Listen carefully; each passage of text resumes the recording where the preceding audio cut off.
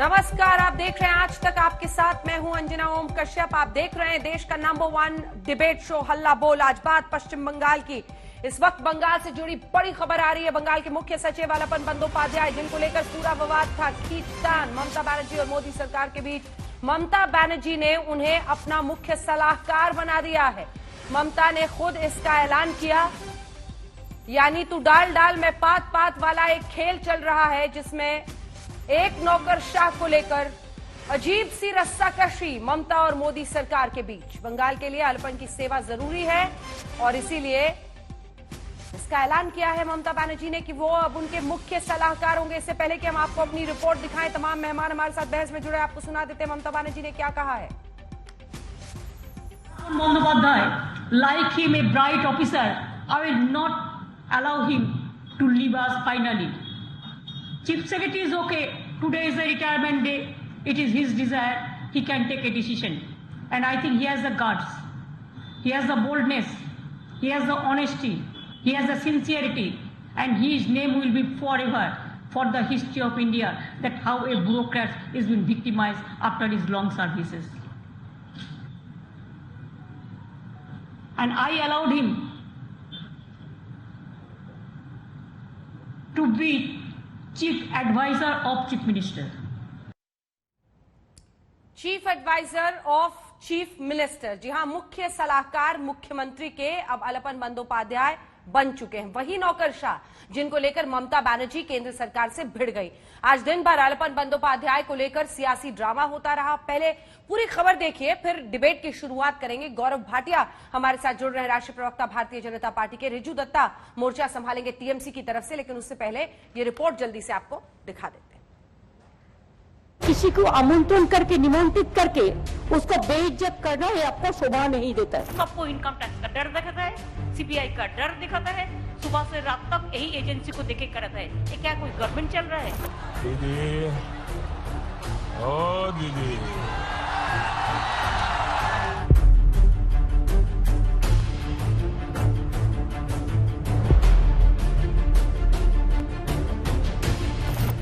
पश्चिम बंगाल से यास तूफान तो गुजर गया, लेकिन एक नए सियासी तूफान ने मोदी बना ममता वाली सियासत को फिर से केंद्र में ला खड़ा किया है।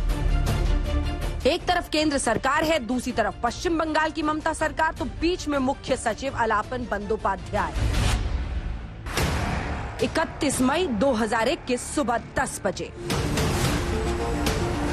पश्चिम बंगाल के मुख्य सचिव आलपन बंदोपाध्याय के लिए यही डेडलाइन रखी थी केंद्र सरकार ने। आलपन को आज सुबह दिल्ली आकर नॉर्थ ब्लॉक में पर्सनल डिपार्टमेंट में रिपोर्ट करना था, लेकिन दिल्ली में इंतजार होता रहा, आलपन आए नहीं। दिल्ली आने की जगह आलपन नबन्ना में यास चक्रवाती तूफान को लेकर एक अहम बैठक में शामिल हुए। आलपन बंदोपाध्याय आपदा प्रबंधन के टास्क फोर्स के प्रमुख भी हैं। जो कुछ भी वहाँ की मुख्यमंत्री, पश्चिम बंगाल की मुख्यमंत्री ने किया है, वो जानबूझकर किया गया संविधान और लोकतंत्र के खिलाफ एक बहुत बड़ा अपराध है। और मुझे लगता है कि इस आपराधिक, जो जानबूझकर किए गई इस आपराधिक गुनाह को लोकतंत्र और देश कभी नहीं माफ करेगा। हम लोग एक होकर काम करना चाहते हैं, लेकिन बंगाल की भारतीय जनता पार्टी हमेशा कोविड में भी राजनीति करते हैं, यश दुर्योग में भी राजनीति करते हैं। ये जनता के हित में नहीं है और ये देश पूरा देख रहा है। 2021 में इसका जवाब बंगाल की जनता ने दे चुका है। दरअसल पिछले सप्ताह जब प्रधानमंत्री नरेंद्र मोदी ने चक्रवाती तूफान यास पर मुख्यमंत्री ममता बनर्जी के साथ बैठक की थी, तो आधे घंटे तक इन खाली कुर्सियों ने बवंडर खड़ा कर दिया था। प्रधानमंत्री इंतजार करते रहे। ममता और उनके मुख्य सचिव आलपन बंदोपाध्याय आधे घंटे की देरी से पहुंचे। केंद्र सरकार से आदेश गया, सोमवार को दिल्ली में रिपोर्ट करे मुख्य सचिव। मुख्य सचिव आलपन बंदोपाध्याय को दिल्ली भेजने के मूड में फिलहाल मुख्यमंत्री ममता बनर्जी नहीं दिख रही। ममता का दो टूक कहना है कि जब राज्य कोरोना जैसी महामारी से जूझ रहा है, तो वो अपने अहम अफसर को इस नाजुक वक्त में कैसे जाने दे सकती है। चुनाव के पहले ममता मोदी जंग के अनेकों रूप दिखे। अब एक अधिकारी पर दोनों खेमे फिर एक दूसरे पर तलवारें भांज रहे। सिर्फ राजनीति बिना ना वेस्ट बंगाल का विकास होगा आने वाले दिन में। राजनीति के बिना वेस्ट बंगाल के जनता का कोई सुधार होगा, वेस्ट बंगाल में कोई इंफ्रास्ट्रक्चर डेवलपमेंट होगा, वेस्ट बंगाल में रहने वालों को कोई सुखी होगा, कोई भला होगा, ऐसा करने का कोई ममता बनर्जी का इच्छा नहीं है। सिर्फ राजनीति करने का उनका तन मन बना लिए हैं। अलापन बनर्जी वो रिटायर करने वाला है, उनका एक्सटेंशन का एप्लीकेशन और रिकमेंडेशन स्टेट से दिल्ली में गया और दिल्ली सैंक्शन किया।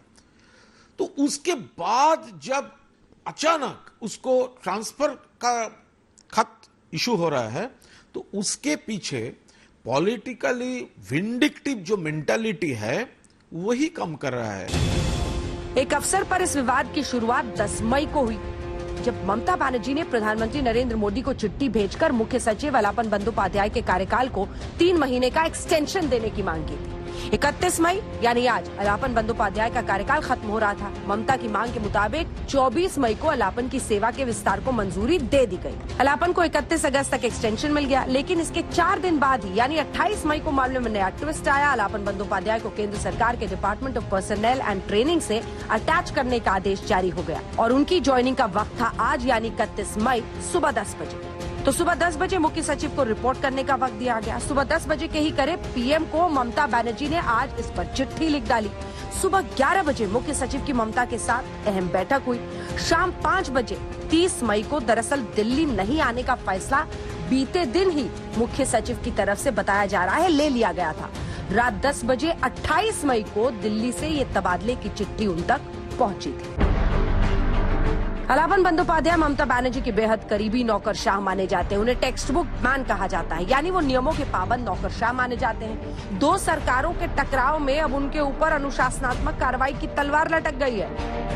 अगर उनके ऊपर ऐसी कार्रवाई हुई तो करियर के आखिरी मोड़ पर बड़ा धब्बा लगेगा। एक्शन होने पर ना पेंशन के हकदार होंगे, न ही रिटायरमेंट बाद मिलने वाली सुविधा के। कोलकाता से अनुपम मिश्रा के साथ हिमांशु मिश्रा, दिल्ली आज तक। चलिए चर्चा की शुरुआत करते हैं। हमारे साथ तमाम मेहमान जुड़ गए हैं। गौरव भाटिया हमारे साथ जुड़ रहे हैं, राष्ट्रीय प्रवक्ता भारतीय जनता पार्टी के। रिजू दत्ता पक्ष रखेंगे टीएमसी का। हमारे साथ जयंतु घोषाल जुड़ गए हैं वरिष्ठ पत्रकार के तौर पर, और आरएसएस के जानकार के तौर पर अवनीजेश अवस्थी जी हमारे साथ जुड़ गए हैं। गौरव भाटिया जी, तो डाल में पात पात, देखिए ये लड़ाई कहां पहुंची। अब उन्होंने मुख्य सलाहकार उन्हें नियुक्त कर दिया है। कहां तक आप रोकने, संभालने, नियंत्रित करने की कोशिश कर रहे हैं, उनसे 10 कदम वो आगे पहुंच जाती हैं। गौरव जी।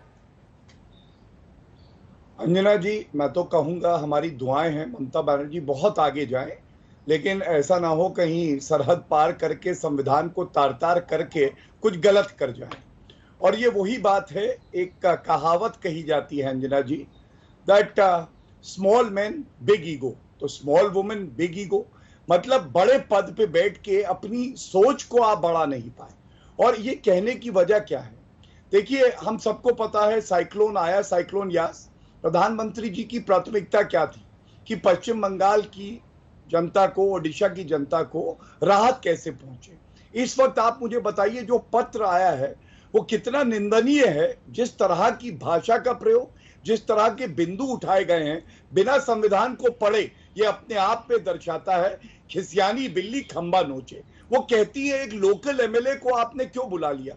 अंजना जी, मैं आपसे पूछना चाहता हूं, अगर सत्तारूढ़ पक्ष और विपक्ष और प्रधानमंत्री जी की अध्यक्षता में एक बैठक करके आम जनता को राहत दे दे, तो लीडर ऑफ ऑपोजिशन एक लोकल एमएलए कैसे हो जाता है। और प्राथमिकता तो आम आदमी को राहत देने की होनी चाहिए, लेकिन नहीं, चुनाव हार गई, खींच मन में है, इसलिए इस तरह की बातें करते रहेंगे। और दूसरी बात, संविधान देखिए, किसका क्षेत्र अधिकार है कि अगर कोई आईएएस ऑफिसर है उसको सेंटर के साथ रहेगा या स्टेट के, ये सेंट्रल गवर्नमेंट का अधिकार है। रूल 6 देखिए, वो कहता है जहां आम सहमति ना बने वहां जो केंद्र सरकार तय करेगी वही लागू होगा। और ये सब बातों की अनदेखी करके जिस तरह से वो आज ये पत्र लिख रही हैं, ये दिखाता है उनकी कुंठित मानसिकता। ठीक है, इससे पहले और कि मैं जनता को अनदेखा। एक सेकंड, इससे पहले कि मैं रिजू जी के पास जाऊं, स्मॉल वुमन बिग ईगो क्या मतलब है आपका? स्मॉल वुमन कैसे, मतलब एक चीफ मिनिस्टर स्मॉल है या फिर आप उनके कद काठी, मतलब ये क्या स्मॉल वुमन कैसे? मैं आपको बताता हूं कैसे। देखिए, आज चिट्ठी में मुझे बड़ी खुशी हुई, उन्हें संविधान की याद आ गई। बड़े मुख्यमंत्री के पद पे बैठो और कहो मैं प्रधानमंत्री जी को थप्पड़ मारूंगी। रसगुल्ला कंकड़वाला दूंगी। राज्यपाल इशारे पे काम करता है, जो हमारे गृह मंत्री हैं केंद्र के, जो भूल जाती हैं पैरामिलिट्री फोर्सेस चुनाव निष्पक्षता से कराने के लिए, कहती हैं उसका घेराव Small करो, woman कैसे जो सर? कहती है। हाँ। तो इसी वजह से कि आप बड़े पद पे, एक कहावत है, आप पढ़िएगा, ये एक कहावत है कि small person with big ego, अहम इतना भर गया कि वो समझती हैं कि जनता बौनी हो गई है, और इसीलिए ये देखना उचित है कि आप ठीक। जनता का हित कैसे करती हैं। रिजू दत्ता जी, इसलिए आप जवाब नहीं। दीजिए। सवाल बहुत आप गंभीर है। इसलिए नहीं देखिए, है। एक नौकरशाह पर जिस तरह की लड़ाई छिड़ रही, पहली बार नहीं, इससे पहले भी 1-2 बार हो चुका है, लेकिन क्या उन्हें सियासी तोहफा मिला है? प्रधानमंत्री और उनकी जो इंस्ट्रक्शंस थे या बैठक में पहुंचना था, उन सब की अनदेखी करने के लिए? क्या आप इस तरह के डिसोबीडियंस को, अनुशासनात्मक जो कार्रवाई करनी चाहिए एक मुख्यमंत्री को लेट आने पर, आप उसको प्रमोट कर रहे हैं? आप मुख्य सलाहकार, मतलब एक नौकरशाह या तो मुख्यमंत्री के बिल्कुल आगे पीछे घूमता रहे, उनकी हर बात को मान ले, तो फिर आप उनको सियासी तोहफा ऐसा दे रहे हैं? देखिए अंजना जी, पहले आपके ये सवाल का जवाब देने से पहले मैंने गौरव जी की बातें सुनी और मैं उनका थोड़ा जवाब दे दूं। पहले उन्होंने कहा, जो पॉइंट आपने भी पकड़ा कि स्मॉल वुमन बिग ईगो, बात ये है ना कि मैं यही आशा करता हूं वैसे गौरव जी से और बीजेपी के सारे प्रवक्ता से, क्योंकि ये लोग जिस स्कूल से पढ़ के आते हैं वहां तो आज भी 21st सेंचुरी में भी औरतों का प्रवेश ही मना है, तो उनका तो ये मिसोजिनिस्टिक एटीट्यूड रहेगा, ये तो सामान्य है। ठीक है, चलिए। दूसरी बात, ये कहते हैं कि हम संविधान या लोकतंत्र को नहीं मानते। अरे जब संविधान और लोकतंत्र के साथ दिन दहाड़े आप लोग खिलवाड़ करते हैं तो आप क्या आशा करते हैं? तीसरी बात मैं आता हूं कि आपने जो सवाल किया अंजना जी, मैं आपको एक चीज टेक्निकली बता दूं। उन्होंने, गौरव जी ने बहुत बातें की, मैं उनको टेक्निकल एक चीज समझाता हूं, शायद वो उनके बॉस को भी बता सके ये चीज। अगर उड़ीसा में जब मीटिंग हुआ था, अगर वहां विपक्ष दल के नेता प्रधान जी मौजूद होते तो उसमें कोई दिक्कत नहीं होता, क्योंकि ये एग्जीक्यूटिव रिव्यू मीटिंग था और प्रधान जी एग्जीक्यूटिव बॉडी के हिस्सा थे। यहां पर एग्जीक्यूटिव रिव्यू मीटिंग प्रधानमंत्री और मुख्यमंत्री के बीच में था। शुभेंदु अधिकारी is a part of the legislature, not of the executive body, तो उनका वहां क्या काम था? पहले इसका जवाब दे, ये कॉन्स्टिट्यूशन में कोई प्रवेश नहीं। तीसरा बात, आलापन बंदोपाध्याय को लेके मैं आज आलापन जी को सल्यूट करना चाहता हूं कि आज उन्होंने रिटायर कर लिया और दीदी ने उनको मुख्य सलाहकार बनाया। उन्होंने ये दर्शा दिया कि बंगाल बिकाऊ नहीं है और बीजेपी बंगाल समझ नहीं पा रही है। एक सेकंड, बिकाऊ कैसे नहीं है? जी मैम, बिकाऊ नहीं है, ये कैसे साबित हो गया? एक अधिकारी, आज उनका रिटायरमेंट था या नहीं था? हाँ या ना बोलिएगा। हाँ, ऑफ कोर्स अच्छा ना, तो फिर आज उनको मुख्य सलाहकार बना लिया तो बंगाल को बिकने से रोक लिया। आप चाह रहे हैं कि ऐसे ही हर अधिकारी हर राज्य में मुख्य सलाहकार बनता रहे, मतलब फेवरेट्स, मतलब ये वाला मेरा फेवरेट ऑफिसर है, ये यहाँ रहेगा, मुख्य सलाहकार बन जाएगा। अगर उसको डीओपीटी यहाँ दिल्ली में बुलाता है, 1 सेकेंड, डीओपीटी दिल्ली में बुलाता है तो वो ना वहां जाके आज 10 बजे रिपोर्ट करना था, ना करे। अंजना जी सुनिए, एक चीज मैं आपको क्लियरली बता दूं कि 24 मई को ये सेंट्रल कैबिनेट सेक्रेटरी ने परमिशन दिया था इसी आलापन जी को कि आप 3 महीने और ज्यादा काम कीजिए इस महामारी को संभालने के लिए, और इस बीच में ये तूफान आ गया। जब हमारी यशस्वी प्रधानमंत्री जी का ईगो हर्ट हो गया तो सारे सबको मिर्ची लग गई और उनका ट्रांसफर हो गया। आज उन्होंने दर्शा दिया। ये बात तो ममता बनर्जी के लिए भी कही जा सकती है ना कि ईगो हर्ट हो गया तो उनको मुख्य सलाहकार बना लिया।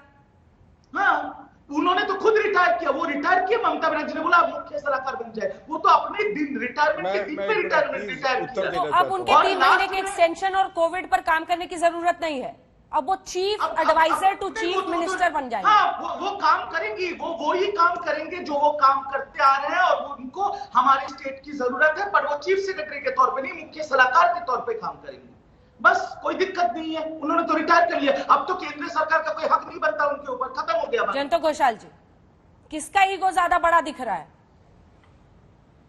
सबसे पहला सवाल तो है कि ये जो लड़ाई है, ये लड़ाई दिल्ली मतलब prime minister and personnel department versus chief secretary है।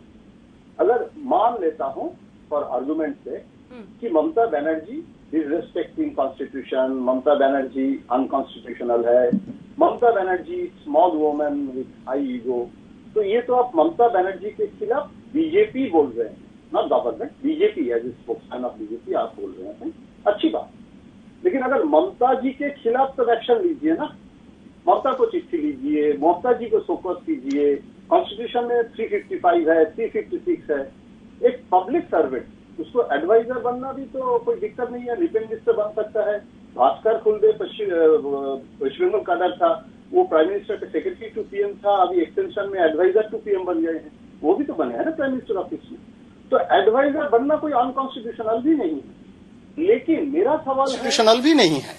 लेकिन मेरा सवाल है कि चीफ सेक्रेटरी को अगर आप चिट्ठी दे रहे हैं लेकिन आपका डिसीजन कॉन्ट्रडिक्टरी इसीलिए है, it is nothing with BJP, कि आप कैबिनेट सेक्रेटरी बोल रहे हैं कोविड के लिए 3 महीने का एक्सटेंशन, और आप कह रहे हैं कि न्यू असाइनमेंट के लिए, और वो भी 31st में, और वो भी विदाउट कंसल्टेशन। मैं मानता हूं चीफ सेक्रेटरी के बारे में अगर कॉन्सेंसस नहीं होता है कि centre will take the final call, right, but उसमें एक लाइन ये भी है कि with consultation with the state government.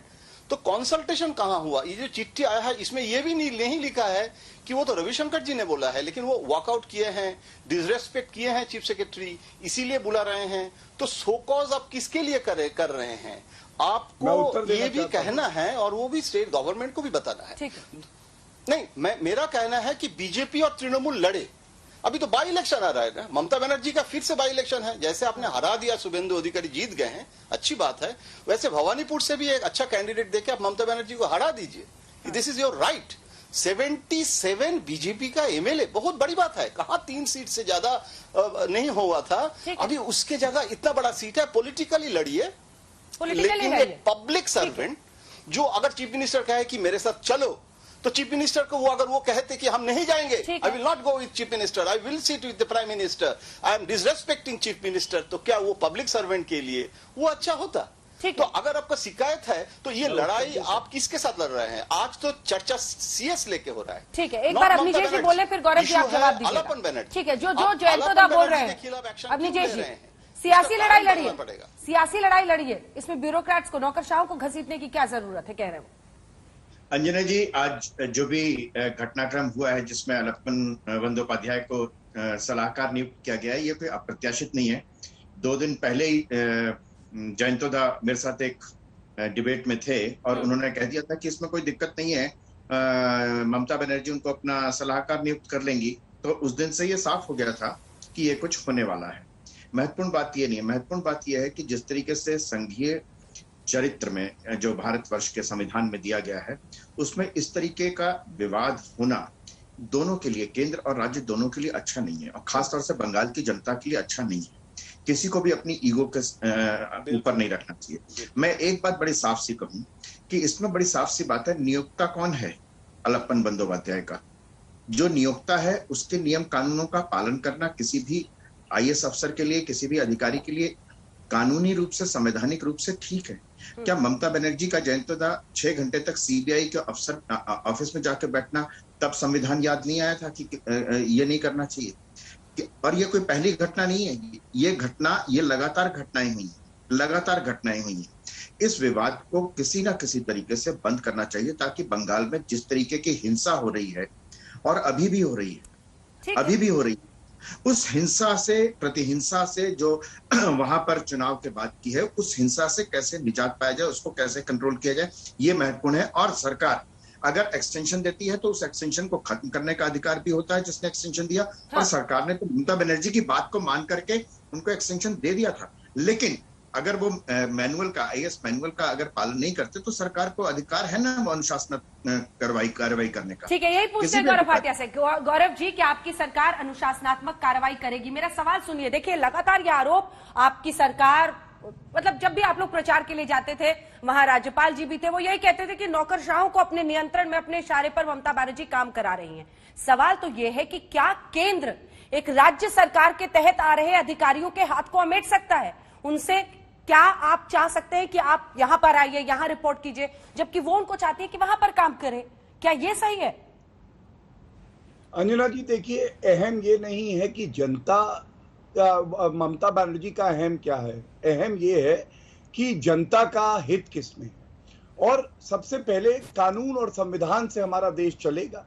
तो मैंने इसीलिए आपको बताया कि अगर आप संविधान देखें तो डीओपीटी केंद्र सरकार के अंडर में आता है, department of personal and training, और ये क्षेत्र अधिकार भी जो पब्लिक सर्विस कमीशन है वो केंद्र सरकार का है।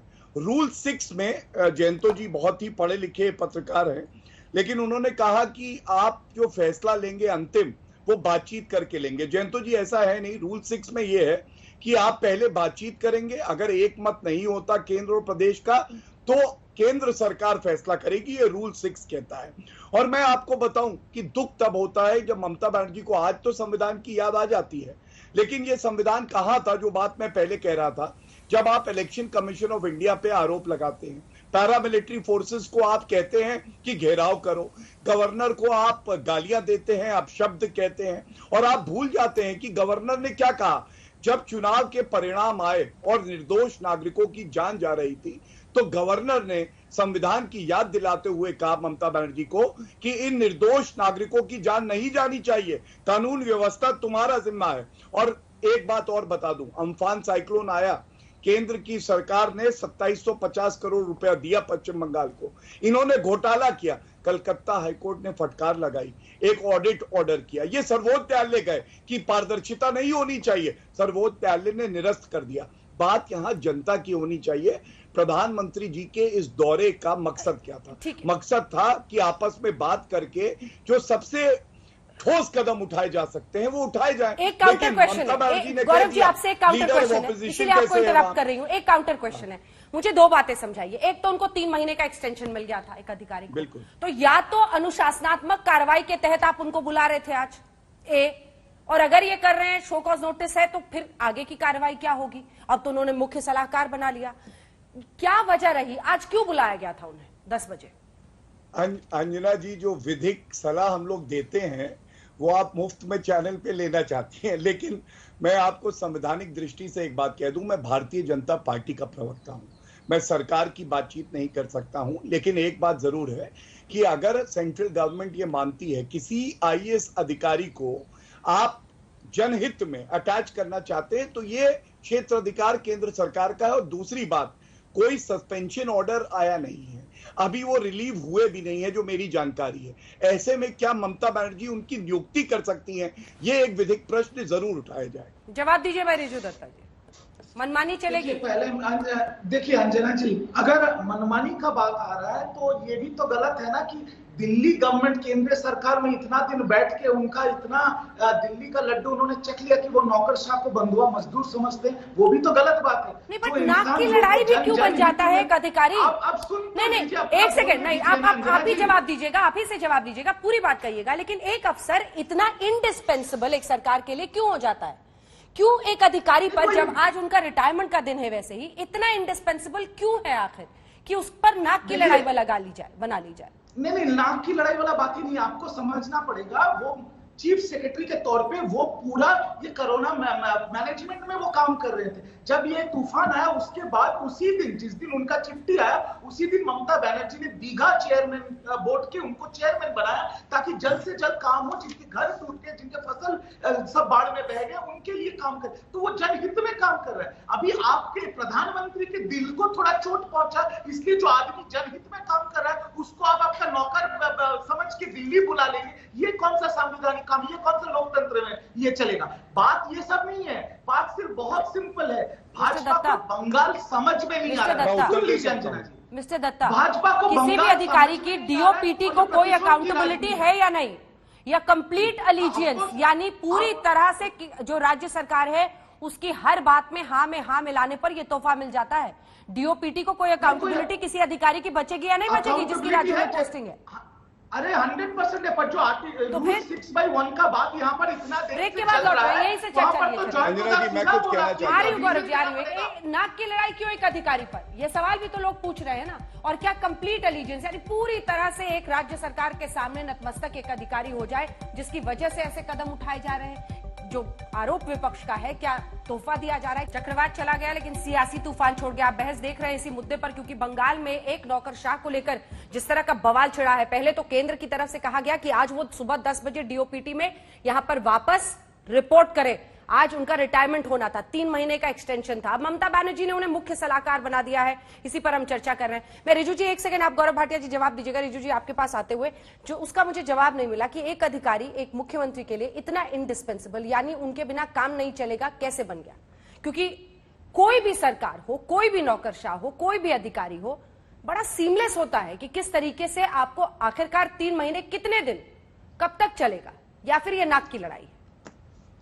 नहीं, देखिए अंजना जी, ये नाक की लड़ाई तो बाद की बात है। पहला बात ये कि जो एक सबसे अहम पद पे रह के जो इंसान जिम्मेदारी के साथ जनहित में इस महामारी में और इस तूफान के बाद काम कर रहा है, वो तो सब जिम्मेदारी लेके काम कर रहा है। उसको आपके ईगो के लिए, प्रतिशोध की राजनीति के लिए आप उसको हटाना चाह रहे हो ताकि बंगाल और बंगाल की जनता को तकलीफ हो और ममता बनर्जी को सबक सिखाया जाए। ये कौन सी छोटी सी सोच है?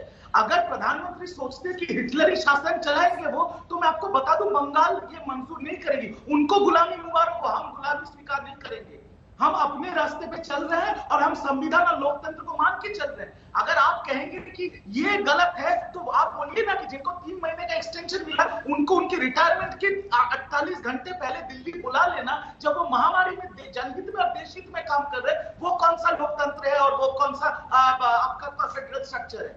तो ये समझ रहे हैं गौरव अच्छा लगता है जी। देखिए, ममता बनर्जी का ये तरीका है ऑपरेट करने का।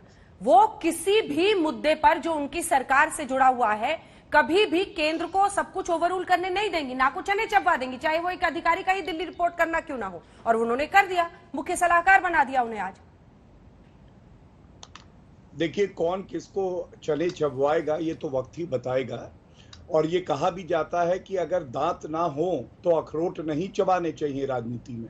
लेकिन हिटलर शब्द का प्रयोग किया गया अंजना जी। मैं बीच में देखिए बोला नहीं था, रिजू जी मेरे अनुज है, इतना सम्मान उनको भी रखना चाहिए। चाय पीजिए आराम से, तबीयत ठीक रहेगी। हाँ, देखिए हिटलर शब्द का इस्तेमाल किया गया। अब दीदी हिटलर हैं या ईदी अमीन से दीदी अमीन है, ये तो जनता देख रही है। लेकिन अंजना जी, आपने एक प्रमुख बात उठाई जिसको मैं आगे बढ़ाना चाहता हूं, पूर्ण समर्पण, वर्दी का भी, कंप्लीट एलिजियंस।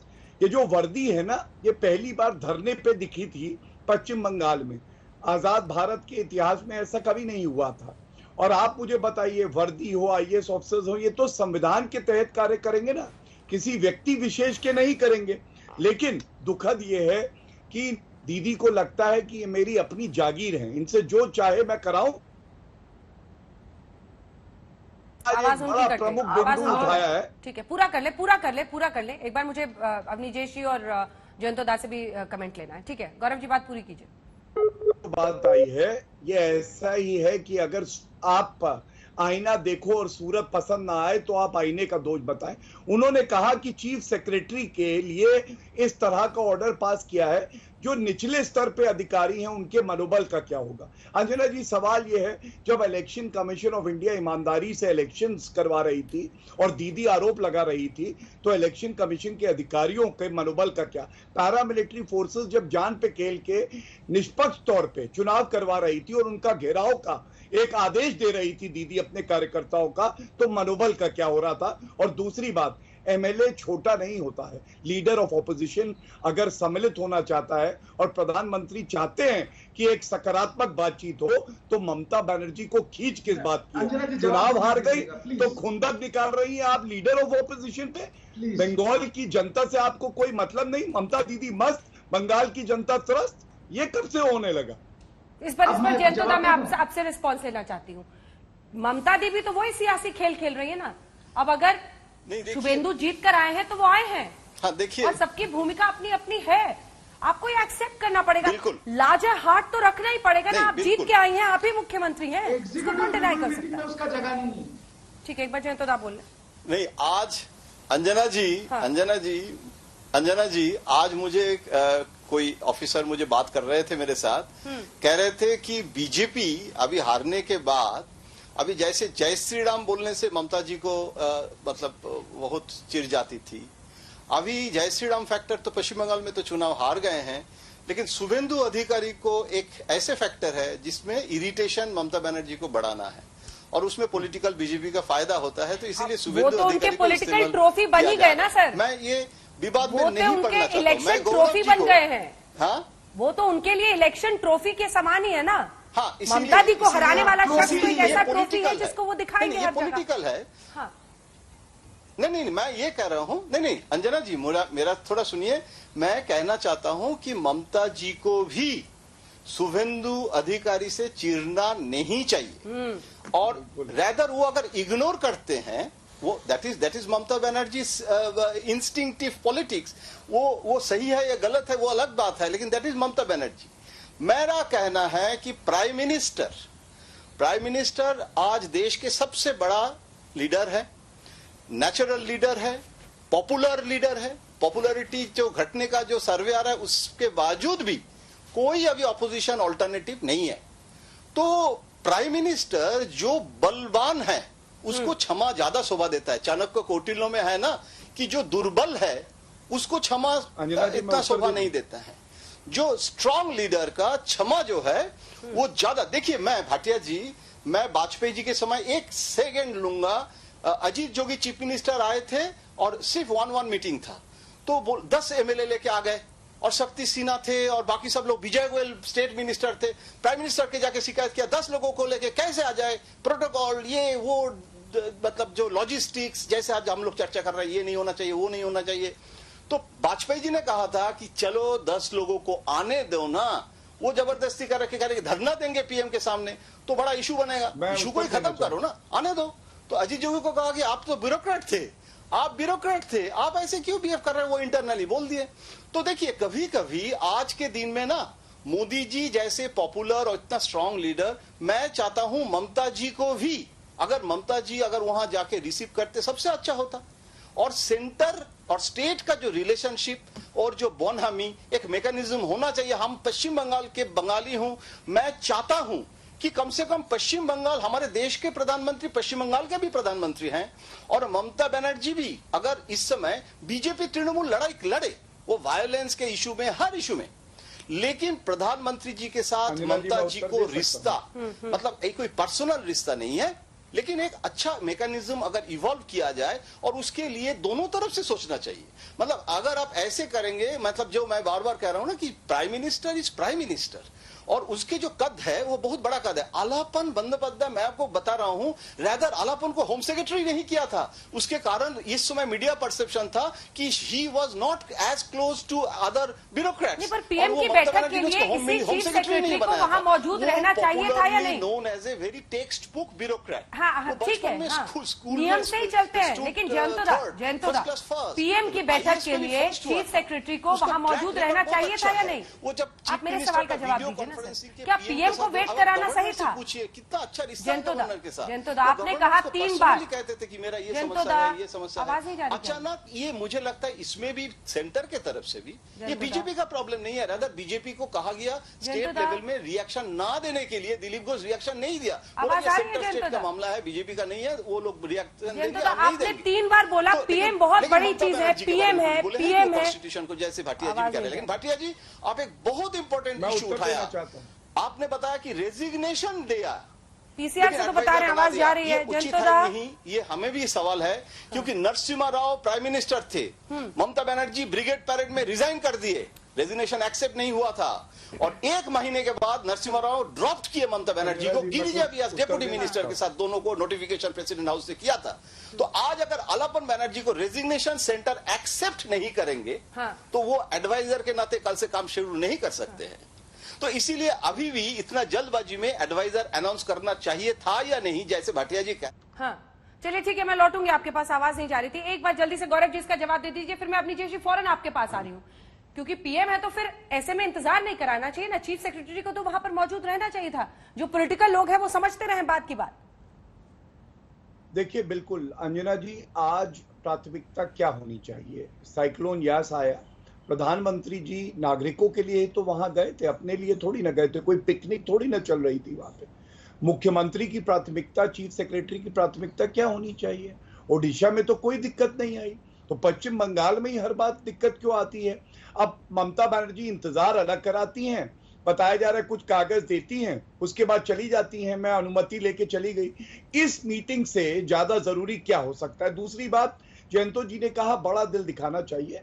मैं जयंतो जी आपका भी बड़ा सम्मान करता हूं। याद करिए, ममता बनर्जी ने कहा था प्रधानमंत्री जी को थप्पड़ मारेंगी, और प्रधानमंत्री जी के शब्द थे कि उन दीदी का थप्पड़ भी मेरा आशीर्वाद है। तो ये बड़ा दिल दिखाने का ही तो परिचय दिया। लेकिन बड़ा दिल दिखाने के चक्कर में जनता थोड़ी ना सफर करेगी। जनता का तो हमें सुध भी लेनी होगी, उनके लिए कार्य भी करना होगा। और एक बात और बोल दूं, शुभेंदु अधिकारी तो भारतीय हैं, भारी नहीं है भाई। लेकिन आपको रोहिंग्या से प्यार हो सकता है, अभी तो चुनाव हमसे इरिटेशन कैसे हो और सकता है? इसमें जनता जनार्दन ने तो वोट दिया है ना। हाँ, और वो जबरदस्त जनादेश के साथ जीत कर आई है, तीसरी बार आई है। लेकिन जनता पिछली बार आवाज आपको नहीं जा रही थी। इसके बाद अपने जय जी फौरन आपके पास आऊंगी। जनता मेरी बात सुनिए, आपने 3 बार कहा पीएम है, पीएम बड़ी चीज है, पीएम बड़ा पद होता है। लेकिन पीएम बड़ा पद होता है तो उसकी सैंक्टिटी भी तो रखनी आपकी जवाबदेही होती है। क्या चीफ सेक्रेटरी को वहां पर इंतजार कराना चाहिए था? उन्हें बैठक में नहीं पहुंचना चाहिए था?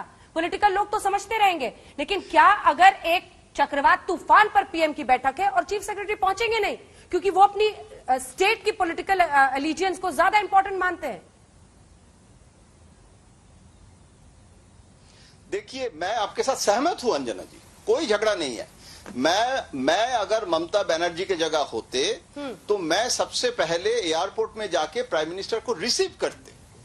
ये गलत है। लेकिन ममता बनर्जी जो बोल रहे हैं वो आर्गुमेंट भी मीडिया में दिखाना चाहिए। जैसे ये शिकायत हो रहा है कि ममता बनर्जी ने लेट करके आए।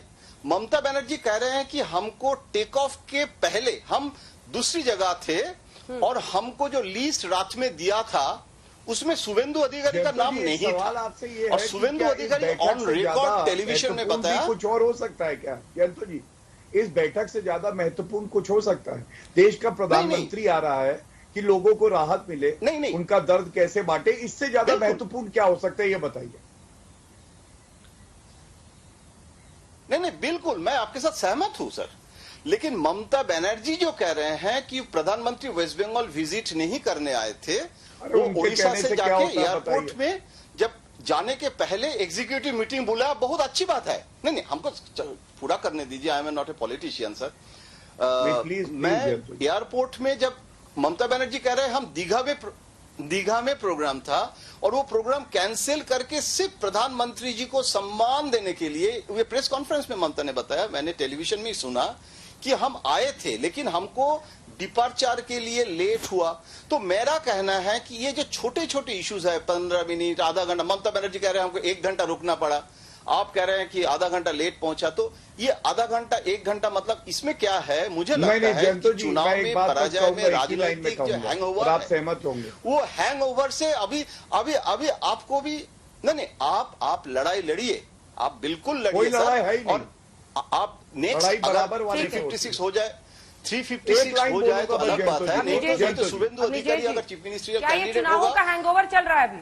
नहीं, मुझे बोलने दीजिए, हम जल्दी। ठीक है, पूरा कर लीजिए जयंत, पूरा। नहीं, मेरा सिर्फ ये कहना है कि शुभेंदु अधिकारी can be the next chief minister also, उसमें भी कोई समस्या नहीं है। लोकतंत्र में तो ये तो होता ही है। लेकिन मेरा कहना है कि आज के दिन में हम लोग जब जनता जनार्दन के बारे में इतना सोच रहे हैं तो कॉन्स्टिट्यूशन, लॉजिस्टिक्स, झगड़ा, एक सिविल सर्वेंट को रैदर आलापन बंदोबस्ताय सिविल सर्वेंट, आज ममता बनर्जी ने उससे ज्यादा लड़ाई लड़ने के लिए मूड में था। वो तो रेजिग्नेशन भी एक्सेप्ट नहीं कर रहे थे और वो कह रहे थे कि हम कोर्ट में जाएंगे और फर्दर फॉलोअप करेंगे। तो इसमें आलापन बंदोबस्त है रैदर। देखिए, आलापन बंदोबस्त रैदर ने बोला कि क्षमा कर दीजिए मैडम, मुझे आप छोड़ दीजिए, क्योंकि उसको ये मूड नहीं है, क्योंकि मैं उनको जानता हूं, उसका कैरेक्टर, वो रामकृष्ण मिशन का स्टूडेंट है और he is a disciple of Ramakrishna Mission, और वो उसका जो एटीट्यूड है, ये दूसरे अगर कोई ब्यूरोक्रेट होता, मैं पर्सनली सबको जानता हूं इसीलिए कह रहा हूं, he is not that type of. तो आप एक्शन लेने के पहले एक इंडिविजुअल के बारे में, बेचारा चीफ मिनिस्टर के साथ चलेगा, इसीलिए इतना बड़ा आपने एक, तो ममता बनर्जी के ऊपर बंगला में कहावत है कि वाइफ के ऊपर गुस्सा है तो घर में जो काम करती है उसको थप्पड़ मार दिया। तो अगर ये बंगला में कहावत है तो थोड़ा गांव का कहावत है, लेकिन इसमें क्या है, आप स्केपगोट। ठीक है, अब एक लाइन का गौरव जी दीजिएगा जवाब, फिर अपनी जय जी बताएंगे कि दोनों तरफ से अभी बैकलॉग नहीं खत्म हुआ है चुनाव का। नहीं, बस मैं एक ही लाइन में कहूंगा, जयंतो जी भी सहमत होंगे इस बात से, मर्यादा तार हुई, संविधान की अनदेखी हुई, प्रधानमंत्री पद की गरिमा कम करने का प्रयास, वो छोड़ दीजिए। इस मीटिंग से ज्यादा प्राथमिकता वाली कौन सी मीटिंग हो सकती थी? अगर अपने आप को खाली रख के प्रधानमंत्री जी से एक सकारात्मक चर्चा करती, पश्चिम बंगाल की जनता का भला होता, जो ओडिशा में भी हुआ, तो क्या गलत होता। लेकिन अपने अहम के सामने जनता को बौना बनाया, ये गलत है, ये चुनाव का उचित हैंगओवर नहीं है। दोनों तरफ जल रहा है क्या अवनी जय जी? अंजना जी, बड़ी देर बाद मेरा नंबर आया। मैं जयंतो दास से एक ही रिक्वेस्ट करूंगा कि वाजपेयी जी का उदाहरण कि उन्होंने सारे एमएलएस को बुला लिया, ये किस पर लागू होता है? ये तो ममता बनर्जी पे लागू होता है कि वो कह रही कि मुझे लगा था कि 1-to-1 मीटिंग है, वहां जाके देखा तो राज्यपाल भी हैं, लीडर ऑपोजिशन भी हैं, तो बैठ जाती। आधे घंटे लेट से पहुंची थी, उसके बावजूद भी अगर पूरा डिस्कस करती वहां पर, तो क्या आज मुद्दा बनता? क्या उनको दिखाना चाहिए था ना कि लीडर ऑपोजिशन अगर साथ में है आपके, अगर एक सेकंड संवैधानिक पद है लीडर ऑफ ऑपोजिशन का, केंद्रीय मंत्री का पद होता है उसका, रैंक होता है उसका, अगर ऑपोजिशन साथ मिलकर के बंगाल की जनता के दुख दर्दों में साथ आता है, तो ये विपक्ष की सकारात्मक भूमिका है कि नहीं है? उनमें मैं बात ही नहीं करूंगी, मेरे सामने बैठेगा नहीं। ये किसकी कमी है? ये जयंतो दा, ये बात बड़ी साफ सी है कि आज अभी तक एक्सटेंशन मिल चुका था, उन्होंने इस्तीफा नहीं दिया था, इस्तीफा स्वीकार नहीं हुआ राष्ट्रपति से, इसलिए ये संवैधानिक मसला है, आईएएस मैनुअल का मसला है। इसमें बड़ी साफ सी बात है कि आप अंजना जी ने सही सवाल उठाया ना कि क्या प्रधानमंत्री के सामने क्या उनको चीफ सेक्रेटरी को प्रधानमंत्री को रिपोर्ट करना चाहिए कि नहीं कि हमारे यहाँ ये दिक्कत है? अगर ममता बनर्जी नहीं भी बैठना चाहती तो चीफ सेक्रेटरी वहां पर है। अगर बंगाल की जनता के दुख दर्द को दूर करने की सारा प्रशासन का जिम्मा मेरे पास है, तो मैं प्रधानमंत्री के सामने रखूंगा कि ये मुझे चाहिए।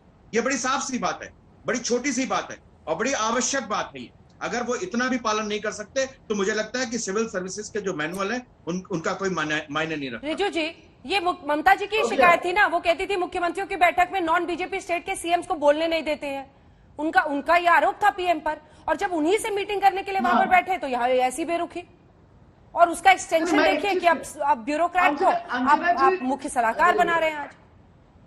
अंजना जी, मैं एक चीज नहीं समझ रहा हूं, ये तो क्लियरली खुद ममता बनर्जी जी ने प्रेस कॉन्फ्रेंस में कहा कि ये रिव्यू मीटिंग था प्राइम मिनिस्टर चीफ मिनिस्टर के बीच में, एग्जीक्यूटिव रिव्यू मीटिंग। यहाँ पर लोग जो बैठ के बात कर रहे हैं, एक शुभेंदु अधिकारी part of the executive body like mister Pradhan is in Odisha, तो वो एक अगर एक एमएलए विपक्ष का बैठ सकता है, तो अगर प्रधानमंत्री जी को सच में बंगाल की जनता के हित में काम करना है तो जिस सारा झंझट शुभेंदु अधिकारी के बैठने का था। नहीं, शुभेंदु अधिकारी कोई है ही नहीं, जनता तो कहीं है ही नहीं। आपने कहा शुभेंदु अधिकारी जनता से तो कोई इनको लेना देना ही नहीं है। घोड़े का रेस हो रहा है, बकरी को आप क्यों घुसाएंगे? प्राइम मिनिस्टर हैंगओवर ही है चुनावों का। आप देख रहे हैं किस तरह की लड़ाई मोदी ममता लगातार चल रही है। मुद्दा कोई भी हो, धीरे धीरे स्नोबॉल करके बड़ा बनता चला जाता है। चक्रवात चला गया, सियासी तूफान छोड़ गया। जी हां, चक्रवात पर प्रधानमंत्री के साथ बैठक होनी थी, इसमें मुख्यमंत्री और साथ ही मुख्य सचिव लेट से आए थे। मुख्य सचिव को आज केंद्र सरकार ने वापस दिल्ली बुलाया, नहीं आए,